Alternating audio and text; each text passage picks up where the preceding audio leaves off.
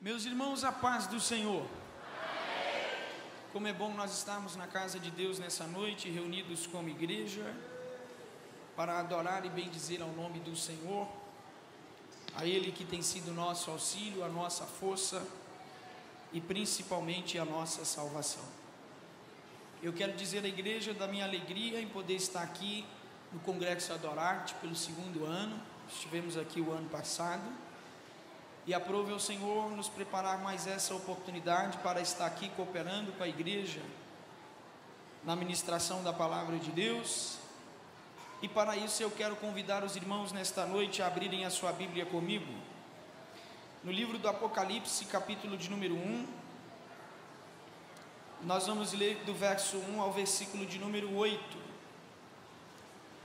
Apocalipse, capítulo de número 1, versículo 1 ao versículo de número 8.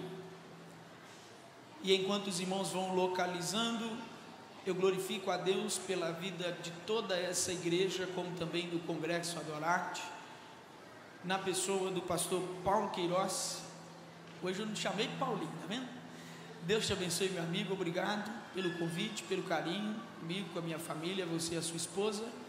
Que Deus abençoe a toda a coordenação do Adorarte, pastor Macário. Deus abençoe os irmãos, como também a todos os obreiros que estão aqui e por certo também na nave da igreja.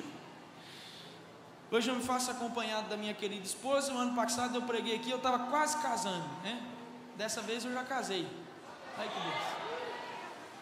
Diga para esse jovem que está ao seu lado: vai dar tempo, vai dar certo e vai ter festa.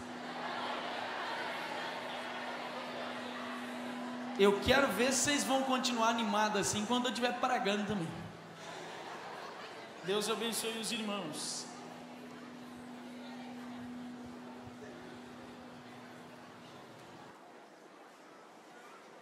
Glória a Deus.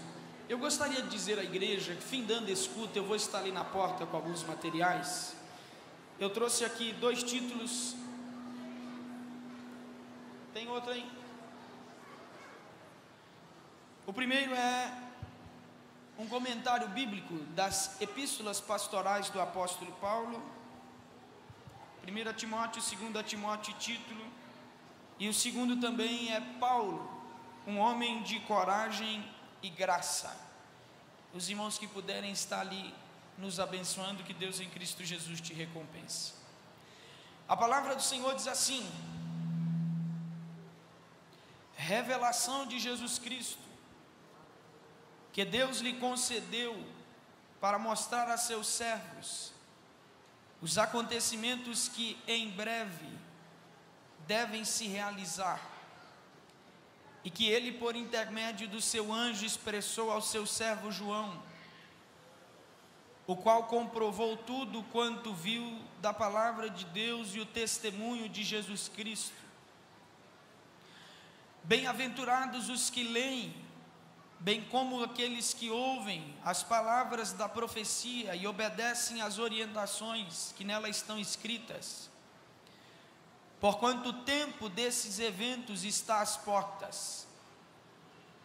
João às 7 igrejas que estão na província da Ásia: graça e paz a vós outros, da parte daquele que é, que era e que há de vir, e da parte do sétuplo Espírito que assiste diante do seu trono, e de Jesus Cristo, que é a testemunha fiel e o primogênito dentre os mortos, e o soberano dos reis da terra. Ele quem nos ama e mediante seu sangue nos libertou de todos os nossos pecados, e nos constituiu reino e sacerdotes para servir a Deus, seu Pai. A Ele, portanto, sejam a glória e domínio pelos séculos dos séculos. Amém.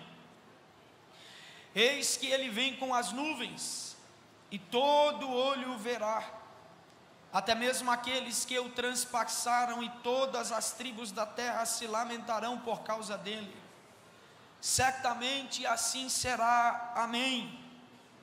Eu sou o Alfa e o Ômega, declara o Senhor Deus, aquele que é, que era e que há de vir, o Todo-Poderoso.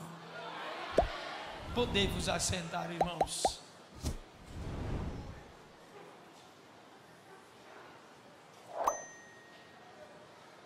Hoje eu me faço acompanhado também de alguns amigos, querido irmão William, irmã Esther, muito obrigado. Gabriel, Aline, Deus abençoe, obrigado por vocês estarem aqui.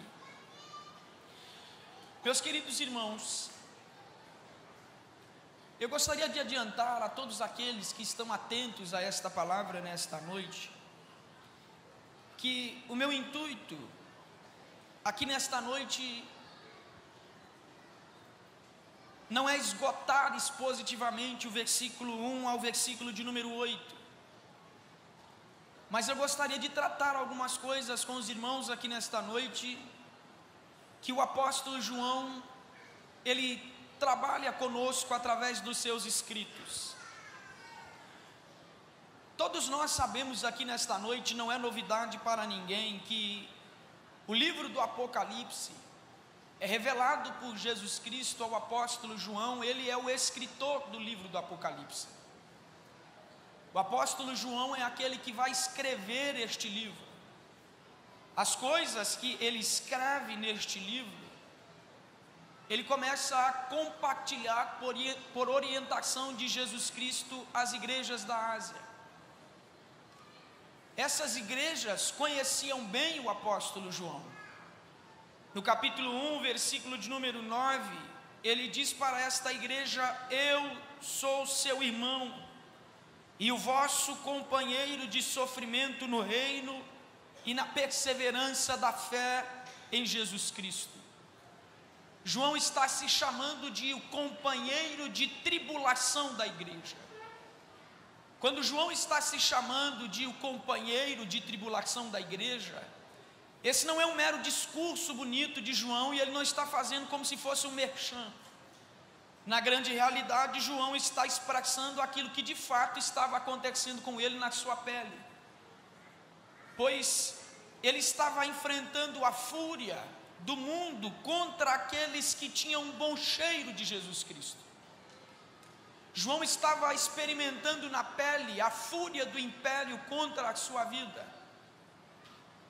É interessante a gente perceber que João estava presente no dia em que Jesus ele estava discursando, e João também registrou esse discurso de Jesus em João capítulo de número 15, versículo 18, 19, 20 e 21, ele diz assim: se o mundo vos odeia, sabeis que antes de vós odiou a mim. Se vós fosseis do mundo, ele vos amaria, como se pertencesseis a ele. Entretanto, não sois propriedade do mundo, mas eu vos escolhi e vos libertei do mundo. Por essa razão é que o mundo vos odeia. Recordai-vos das palavras que eu vos disse: nenhum escravo é maior do que o seu senhor. Se me perseguiram, também vão os perseguir. Se obedecerem a minha palavra, igualmente obedecerão a vossa orientação. Contudo, o mundo vos tratará mal por causa do meu nome, pois eles não conhecem aquele que me enviou.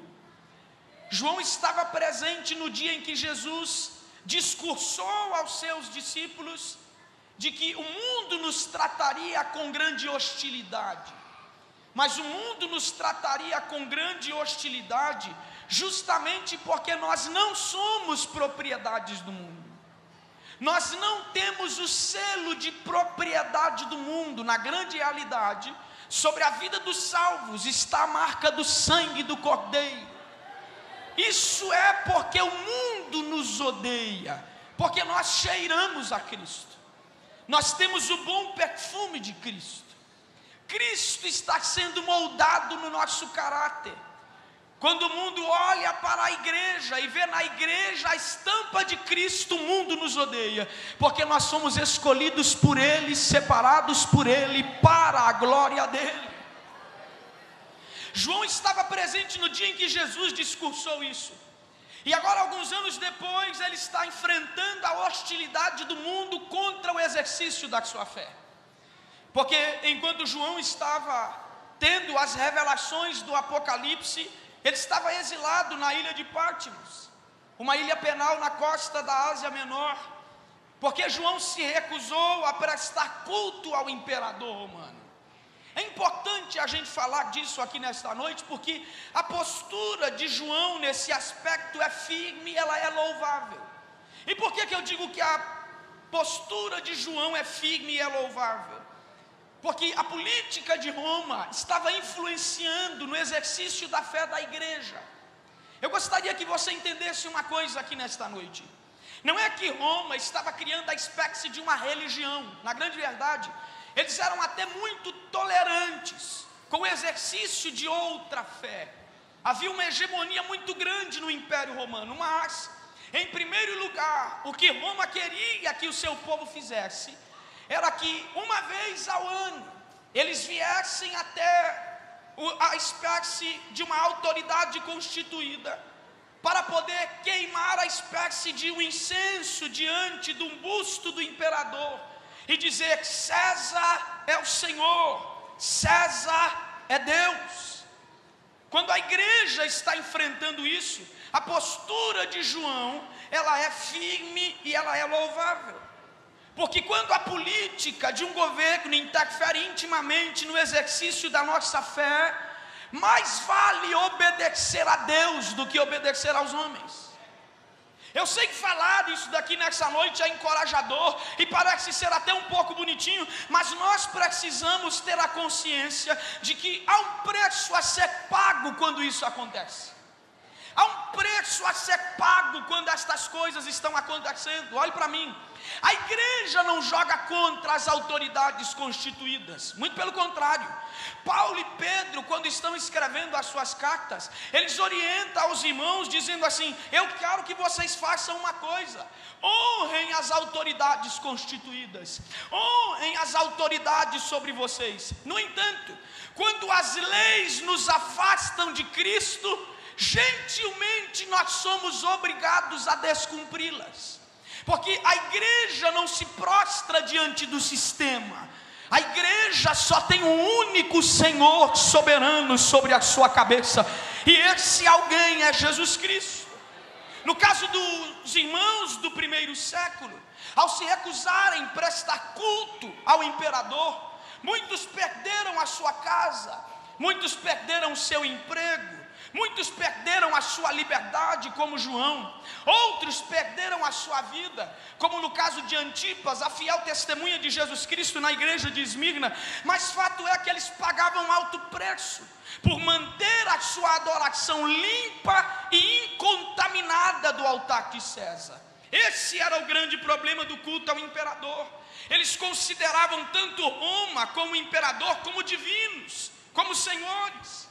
Por isso, uma vez ao ano, todos os cidadãos deveriam comparecer perante um magistrado, para queimar um pingo de incenso perante o busto do imperador e dizer: César é Deus, César é o Senhor.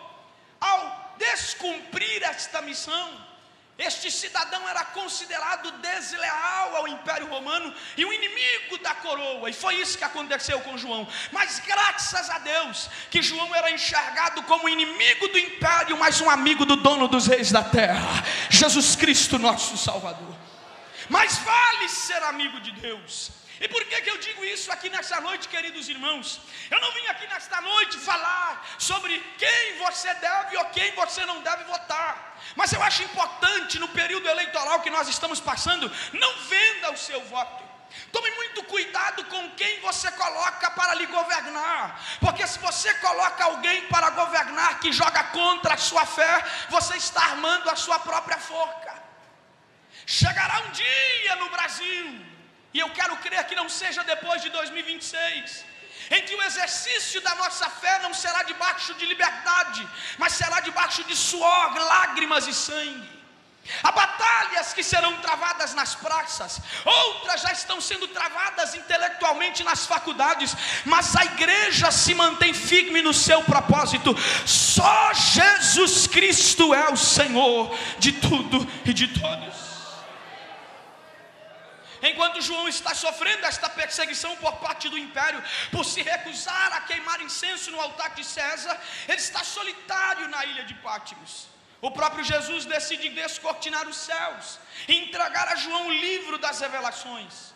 É no versículo de número 19 que ele aponta o que são essas coisas. João, escreve aí as coisas que vistes, se referente ao passado, as coisas que são referentes ao presente, as que depois destas hão de acontecer, referente ao futuro. Originalmente esse livro foi escrito para as igrejas que estavam na Ásia, mas não Ásia no sentido continente asiático. Esta Ásia referida aqui era uma província romana, e originalmente Apocalipse foi endereçado a estas igrejas. Antônio Gilberto faz uma pergunta interessante quando está comentando isso, e Antônio Gilberto diz assim: por que as 7 igrejas? E por que as igrejas que estavam na Ásia, se haviam tantas outras igrejas? E o próprio Antônio Gilberto responde esta pergunta dizendo para nós que estas igrejas representavam períodos da história da igreja, do seu início até o final, porque essas apresentavam condições espirituais da igreja através dos séculos. Ou seja, com Jesus Cristo não existe acaso, principalmente se tratando do Apocalipse, que é nada mais nada menos do que um grande quebra-cabeça. Há muitas coisas a serem discernidas espiritualmente, mas o termo Apocalipse provém da transliteração do grego, que é apocalipsis. E o que é isso? Descortinar ou revelar, trazer à tona. O que este livro, em seu propósito inicial, queria fazer era revelar aos irmãos, descortinar aos irmãos, trazer à tona aos irmãos as coisas que no futuro haveriam de acontecer, através da iminência da chegada de Jesus Cristo em sua volta. Contudo, há uma diferença do termo Apocalipse para o que nós temos biblicamente e o termo Apocalipse para o gosto popular. No gosto popular, quando a gente fala assim, Apocalipse, o povo treme e diz assim, fim do mundo. Quando a gente fala Apocalipse, a gente, o mundo está acabando. Quando a gente fala Apocalipse, o povo pensa catástrofes. Porque com o passar do tempo, o termo Apocalipse, ele foi se acomodando no gosto popular como acontecimentos trágicos, descritos neste livro, passou a significar catástrofes de grandes proporções. É por isso que o ímpio, ao ler Apocalipse, ele entra em desespero. Aleluia. O ímpio, ao ler Apocalipse, ele entra em choque.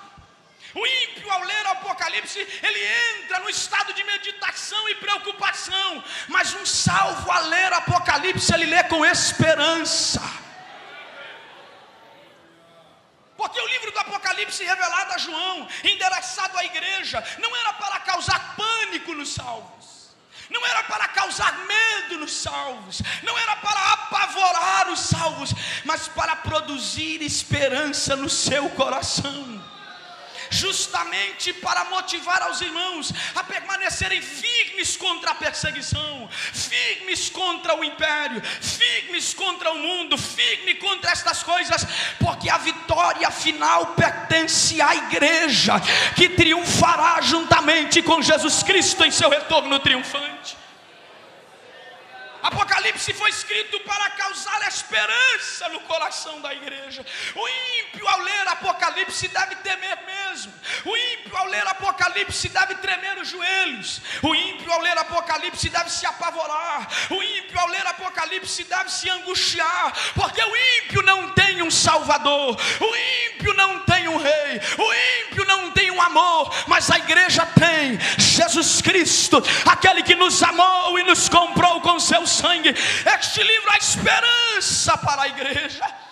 É por isso que o mesmo Antônio Gilberto, ainda comentando esse texto, ele diz que para os salvos, o Apocalipse, ele manifesta pelo menos 7 bem-aventuranças. E ele diz: bem-aventurados aqueles que leem, aqueles que ouvem as palavras da profecia e guardam as coisas que nela estão escritas.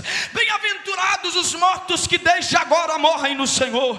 Bem-aventurado aquele que vigia e guarda as suas vestes. Bem-aventurados aqueles que são chamados à ceia das bodas do Cordeiro. Bem-aventurado santo é aquele que tem a parte da primeira ressurreição. Bem-aventurado aquele que guarda as palavras da profecia deste livro. Bem-aventurado aqueles que têm as suas vestes lavadas no sangue do Cordeiro. Bem-aventurados. Não, faça um carinho no ombro de alguém que está ao seu lado, se tiver alguém no teclado para me acompanhar a partir de agora, e diga para ele assim: você não é um ímpio sem um Salvador, você é bem-aventurado, você é salvo. Bem-aventurados. Com o livro do Apocalipse se encerram os escritos do apóstolo João, que nos falam de fé, amor e esperança. Diga comigo: fé, amor e esperança. Eu acho que na parte do casamento você falou melhor. Diga comigo: fé, amor e esperança. Porque João, ele escreve pelo menos 5 livros do Novo Testamento: 1 João, 2 João, 3 João, o Evangelho de 2 João e o Apocalipse. Todos os seus escritos, eles têm um norte, que nos falam de fé, que nos falam de amor e que nos falam de esperança. João, quando escreve o seu evangelho, ele está trazendo fé ao nosso coração, porque o evangelho segundo João apresenta Jesus como aquele a quem nós devemos crer, aquele a quem nós devemos depositar a nossa fé, aquele a quem nós devemos crer. O Evangelho de João nos apresenta Jesus como aquele a quem nós devemos crer, a fim de sermos salvos, pois Ele é o Cordeiro de Deus que tira o pecado do mundo. É aquela velha regrinha básica assembleiana. Mateus escreveu para os judeus, mostrou Jesus como Messias prometido desde a antiguidade. Marcos escreveu para os romanos, mostrou Jesus como homem poderoso e de ação. Lucas escreveu para os gentios ou os gregos e mostrou Jesus como homem perfeito, imaculado e ideal. Mas João escreveu o seu evangelho para a igreja, apresentando um homem em quem nós devemos crer, em quem nós devemos depositar a nossa fé para sermos salvos. É por isso que, diferentemente de Mateus, quando Mateus está iniciando o seu evangelho, ele está buscando cativar a atenção dos judeus, mostrando a genealogia de Jesus, para introduzir os judeus e dizer: esse aqui, este homem é o fruto do cumprimento de todas as profecias do Antigo Testamento. Mas não, quando João está iniciando o seu evangelho, ele não está introduzindo ninguém para apresentar que este é o cumprimento da profecia. João não trabalha com uma introdução, assim como Gênesis, ou assim como Gênesis se inicia, não tentando comprovar a existência de Deus, mas manifestando que ele já estava lá. João inicia o seu evangelho manifestando que ele é o unigênito Filho de Deus, dizendo: no princípio era o verbo, e o verbo era Deus, e o verbo estava com Deus, e sem ele nada do que foi feito se fez. Todas as coisas foram feitas por intermédio dele. Nele estava a vida, e na vida a luz dos homens. O que João está querendo apresentar para nós é que só existe uma vida para os homens, só existe uma luz para iluminar os caminhos dos homens, e esse alguém é Jesus Cristo, o Filho de Deus, aquele a quem nós devemos crer. João está apresentando para nós que só existe uma porta de acesso a Deus e um caminho para o seu coração. Ele registra o discurso de Jesus em João 10, 7, 8 e 9. Sendo assim, disse-lhe Jesus: em verdade vos asseguro, eu sou a porta das ovelhas. Todos quantos vieram antes de mim são ladrões e salteadores, por isso as minhas ovelhas não a ouviram, mas eu sou a porta. Qualquer pessoa que entrar por mim será salva, entrará e sairá e encontrará pastagem. Em João capítulo de número 14, versículos 5 e 6, Tomé olhou para ele e disse: mostra-nos o caminho. Ele olhou para eles e disse: eu sou o caminho, a verdade, e eu também sou a vida. João também apresenta para nós que só existe um Salvador. Observe o que eu estou lhe dizendo. João apresenta para nós que só existe uma vida e luz para os homens: Jesus Cristo, unigênito do Pai. Só existe uma porta a Deus e um único caminho ao seu coração: Jesus Cristo, Filho unigênito de Deus. Só existe um Salvador. E aí ele clama, batendo no seu coração, João 3,16: porque Deus amou o mundo de tal maneira que deu o seu Filho unigênito, para que todo aquele que nele crê não pereça, mas tem a vida eterna. Não, Adorarte, eu gostaria que você não ficasse assustado com o que eu vou dizer agora. E me perdoe aqueles que estiverem aqui ou talvez na internet, que digam assim: não, isso está ofendendo a minha fé.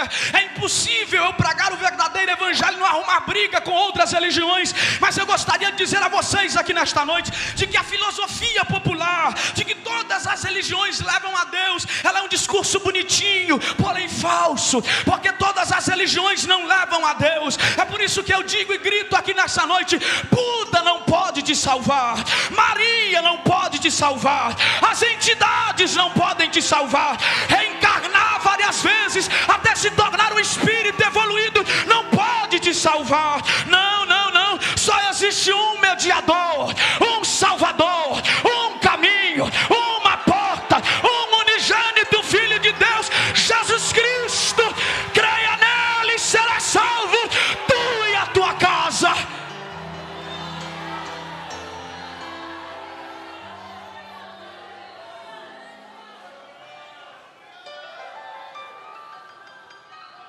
João apresenta Jesus como aquele a quem nós devemos crer para sermos salvos. Você crê nesse homem? Você crê nesse Deus?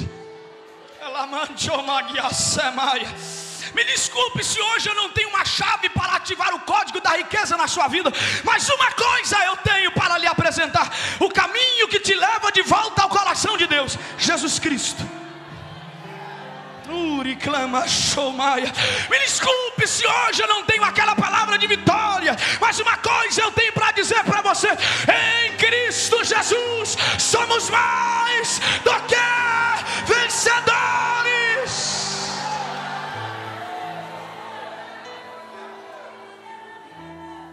João apresenta Jesus como aquele a quem nós devemos crer. Depois que ele apresenta Jesus para a gente como aquele a quem nós devemos crer, aí ele escreve as suas cartas: 1 João, 2 João e 3 João.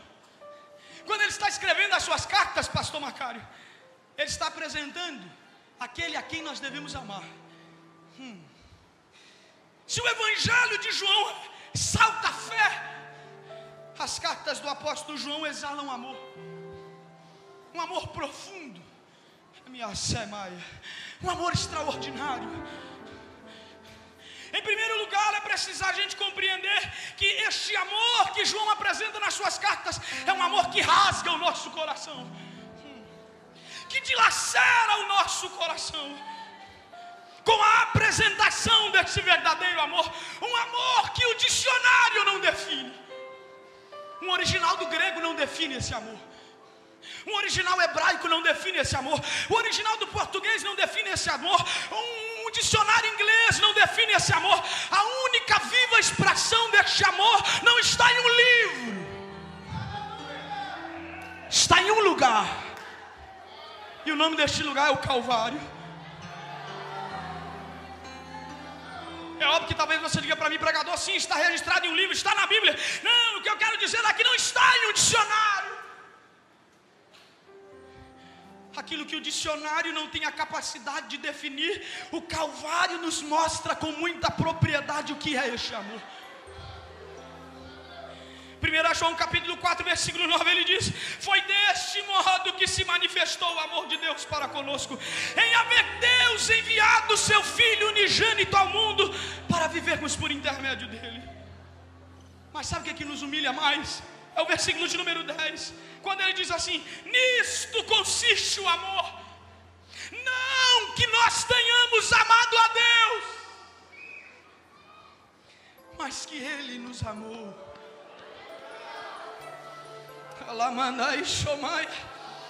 Antes de crer em Jesus, o nosso coração é tão maligno.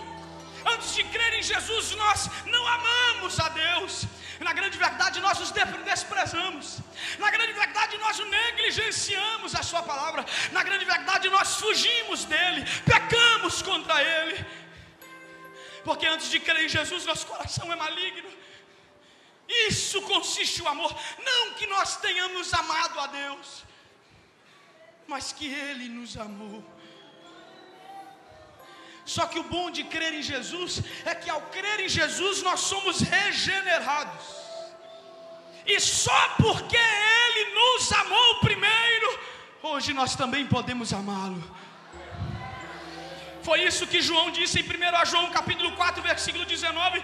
Nós só o amamos porque Ele nos amou primeiro. Então, meu caro amigo roxinho, você não está aqui nessa noite porque você olhou para o Cristo do Calvário e disse: oh, que imagem bonita, oh, que bela história. Não, você só está aqui porque o amor dele encheu o seu coração primeiro. Você só está sentado aqui nessa cadeira porque o amor dele se derramou sobre o seu coração.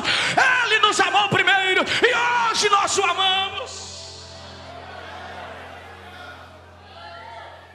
Como é um congresso de jovens, segure a mão desse grande que está ao seu lado e diga para ele: não, esse amor não pode dividir. Ele não aceita dividir espaço. Não, ele não aceita um amor misturado, pastor Paulo. Ele não aceita um amor transgênico. Ele não aceita um amor meio a meio. Ele não aceita você amar o mundo e dizer para ele no domingo: eu te amo. Não. Ele não aceita você passar o ano inteiro como um desviado, chegar na época do congresso, colocar a camisa, cantar eu te amo, e na segunda-feira dar as costas para ele. Ele não aceita. Mas João, quando está nos motivando a amar a Ele com tudo que temos, ele diz assim, em 1 João capítulo 2, versículo 15, 16 e 17: não ameis o mundo, e nem o que nele existe. Se alguém ama o mundo, o amor do Pai não está nele. Pois tudo que há no mundo, as paixões da carne, a cobiça dos olhos, as ostentações dos bens, não provém do Pai, mas do mundo. Ora, esse mundo passa, e a sua concupiscência, mas aquele que faz a vontade de Deus permanece para sempre. Eu vou mexer com a cabeça de alguém aqui agora. Se você, quando termina o seu relacionamento, a primeira coisa que você pensa é abandonar a Jesus, você não ama a Deus.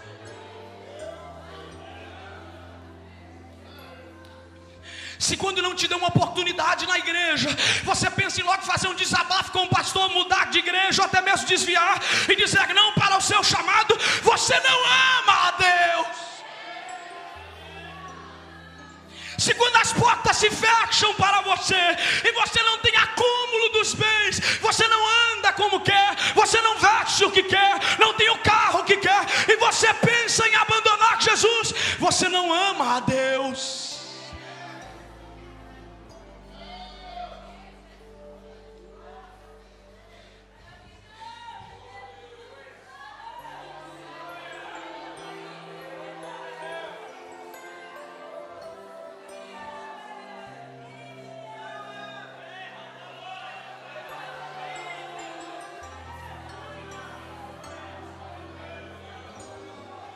Amarás ao Senhor teu Deus de todo o teu coração,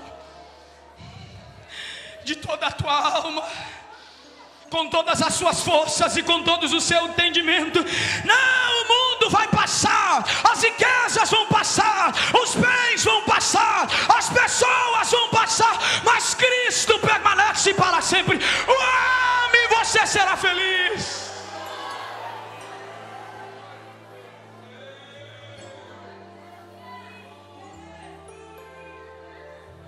Ô galerinha, se no Evangelho ele apresenta Jesus como aquele a quem nós devemos crer, se nas cartas ele apresenta Jesus como aquele a quem nós devemos amar, quando ele está escrevendo o Apocalipse, ele está apresentando Jesus, aquele a quem nós devemos esperar. No Evangelho fé, nós devemos crer nele. Nas cartas amor, nós devemos amar a Jesus. Mas no Apocalipse João deixa bem claro: esperem por ele, pois ele está chegando para buscar a sua igreja. Não, muitos leem o Apocalipse para conhecer o que acontecerá no futuro. Muitos leem o Apocalipse em épocas como essa que nós estamos vivendo, épocas de seca, épocas de crise global, épocas em que a natureza está gemendo. Eles leem o Apocalipse para saber especular. Mas na verdade o propósito do livro do Apocalipse é revelar coisas que estão para acontecer, sim, mas principalmente quem está chegando, quem está vindo. André Coelho, no livro Redescobrindo a Bíblia, ele diz para nós que o livro do Apocalipse é a revelação de quem está para chegar. Sendo assim, Apocalipse está centrado na pessoa de Jesus Cristo, em sua glória celestial, em sua majestade real, em seu poder irresistível, seu retorno triunfante e vitória definitiva sobre todos os seus inimigos. Ô gente, sério mesmo, eu pensei que vocês iam ficar mais empolgados com essa palavra, mas não tem problema não. Olha para mim aqui nessa noite, eu não vim aqui performar, eu vim pregar a Bíblia. Se tem alguém que quer comer, coma. Olha o que eu vim te dizer aqui nessa noite: Jesus,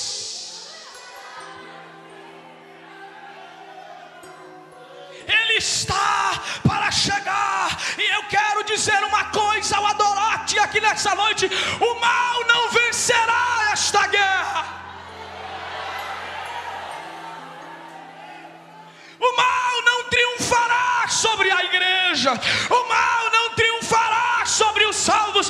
Pelo contrário, Cristo e sua tropa marcharão sobre a cabeça de Satanás, a antiga serpente. Apocalipse está dizendo para nós que alguém está chegando. Faça um carinho no ombro de alguém que está ao seu lado, diga para ele: alguém está chegando. Não, pastor Paulo, esse alguém que está chegando, pastor Alcides, não é o anticristo, porque ele não é mente, não é usurpador. Esse alguém que está chegando não é o falso profeta, porque ele nunca conheceu a mentira. Esse alguém que está chegando não é os 4 cavaleiros. Esse alguém que está chegando não é a besta que subiu do mar. Sim, todos esses ao seu tempo vão se manifestar, mas existe um que está chegando, que é mais poderoso do que a besta, o Apocalipse, o falso profeta, os 4 cavaleiros do Apocalipse. Ele é mais poderoso do que todos esses juntos. Não. Todos esses ao seu tempo vão se manifestar, mas aquele que está chegando é mais poderoso do que o falso profeta, é mais poderoso do que o anticristo, é mais poderoso do que a besta, é mais poderoso do que os cavaleiros do Apocalipse. Quem é este que está chegando? Ele se apresenta no versículo de número 8: eu sou o Alfa e o Ômega, aquele que era, aquele que é e que há de vir, o Todo-Poderoso.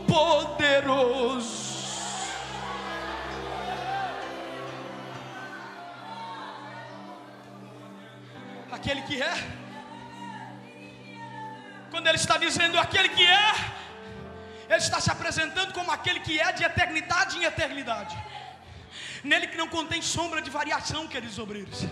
Ele não corre o risco de se corromper, ele não corre o risco de pecar, ele não corre o risco de falhar, ele não corre o risco de soberbecer-se, ele não corre o risco de se envadecer. Ele é o que é de eternidade em eternidade, imutável. Ele não muda, ele é santo. Ele sempre foi santo e permanecerá para todo sempre sendo santo, santo, santo, santo. Aquele que era, quando ele está se apresentando como aquele que era, é aquele que é antes que o relógio contasse o tempo, antes que o primeiro ponteiro contasse o tempo, Cronos. Ele já era de eternidade em eternidade. Ele é o verbo vivo vivo que estava no princípio. Sabe quem é ele? É aquele que se assentou com Jó no capítulo de número 37 e disse para ele: veste calça de homem. E eu te pergunto e você me responde: aonde é que você estava quando eu segurava as expansões do céu com uma mão e o firmamento das águas com a outra? Aonde é que você estava quando eu acendi os luminares maiores e menores e as estrelas da alva me aplaudiam? Aonde é que você estava quando eu fiz separação da terra seca e coloquei ferrolho nos mares para que as ondas do orgulho das ondas se quebrassem? Me diga, se você puder, onde é que você estava? Ele é pré-existente. Nunca houve um tempo em que Deus não existisse e nunca haverá um tempo em que Ele não está reinando em sua glória. Ele é. Aqui tem compressor. Esse tal do compressor foi o diabo que instalou ele na igreja. Esse daí não existe não. Aquele que era. Mas ele também diz assim: que há de vir. Quando ele está dizendo aquele que há de vir, ele está dando a certeza que virá. É como se ele estivesse dizendo assim: pecadores, arrependam-se. Satanás e sua trupe, sua derrota está contada. Mas minha igreja, me aguardem. Se você não der glória a Deus, que isso aqui não vai dar glória a Deus com mais nada, porque eu já acabei de pregar. Minha igreja, me aguardem.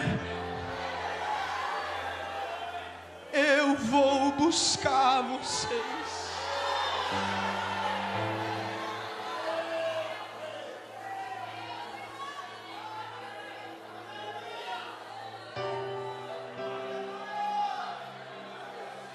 Não, segure a mão de alguém que está ao seu lado e repita para ele as palavras de Billy Graham. Diga para ele: vai ficar tudo bem. Eu li o último livro da Bíblia. Vai ficar tudo bem. Vai ficar tudo bem, vai ficar tudo bem. O Todo-Poderoso há de reinar para sempre, para sempre, para sempre, para sempre, para sempre.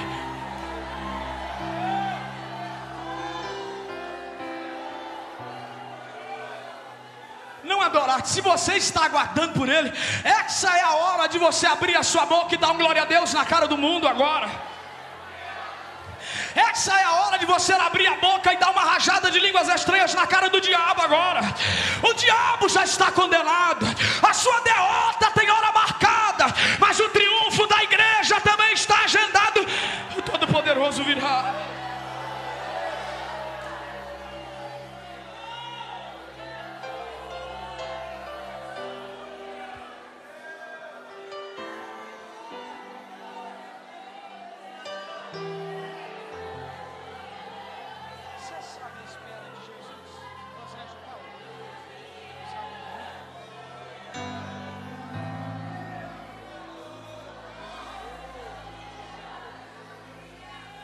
Eu quero convidar você a ficar de pé.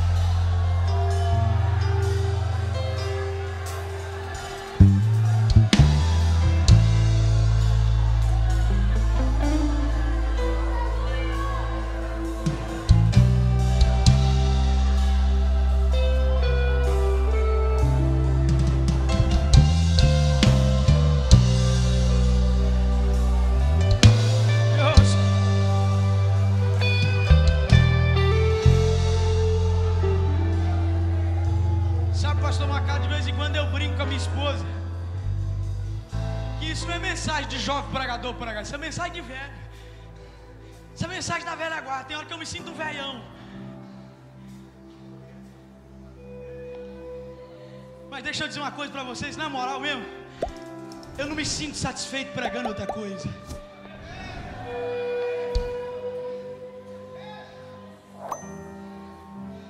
Eu gostaria de perguntar se existe alguém em nosso meio nessa noite.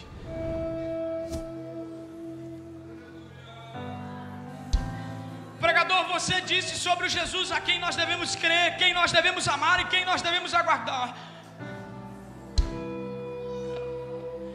Eu quero crer Ele hoje, eu quero amar Ele hoje, eu quero passar a aguardar a Ele hoje.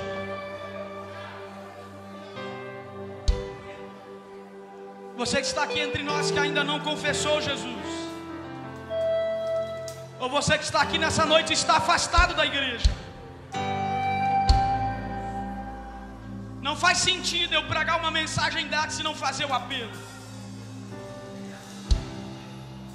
Tem gente que bate na Assembleia de Deus com esse negócio de apelo. Se você está na Assembleia de Deus e não concorda com isso, paciência. Mas eu encontrei Jesus em um apelo. Ou melhor dizendo, eu disse sim a Jesus em um apelo e Ele mudou a minha vida.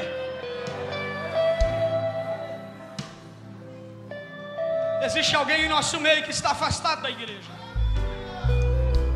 Ou você que quer entregar a sua vida a Jesus aqui nessa noite? Dê um sinal bem alto com as suas mãos, e eu quero orar por você nessa noite.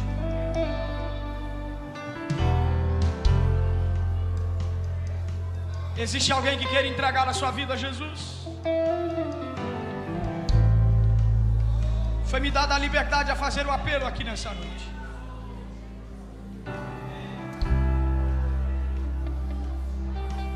Como eu disse e repito, não faz sentido